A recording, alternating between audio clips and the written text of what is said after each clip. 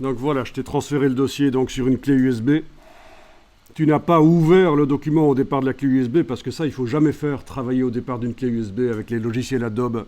On ne travaille pas, on n'ouvre pas de la clé USB. Quand on est dans le logiciel et faire fichier ouvrir et ouvrir quelque chose qui est sur la clé USB, surtout pas. Et encore moins enregistrer du logiciel vers la clé USB. Donc ce que tu as fait, c'est que tu as copié sur le disque interne et tu travailles sur le disque interne. Tu peux même retirer la clé USB de l'ordinateur. Comme ça, tu es certain de ne pas confondre en cours de route si tu vois un dossier. Tu risques par erreur d'enregistrer sur la clé USB, tu vois. Ça, c'est une bonne chose à faire. Voilà, donc bonne astuce, ne jamais travailler sur la clé USB. Il y a des choses qui ne fonctionneront pas, ça va ralentir. Quand on écrit, quand on enregistre, on n'est pas certain que ça sera lisible parce qu'il n'y a pas de système de vérification que l'écriture du fichier s'est bien faite sur la clé USB. Voilà.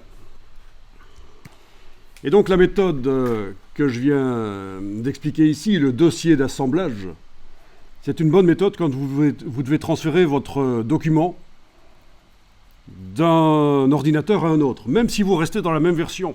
Vous passez de la 2020 à la 2020 d'un ordinateur à un autre, pour être certain de tout transporter, toutes les images utilisées par le document, faites un dossier d'assemblage et c'est ça que vous transportez.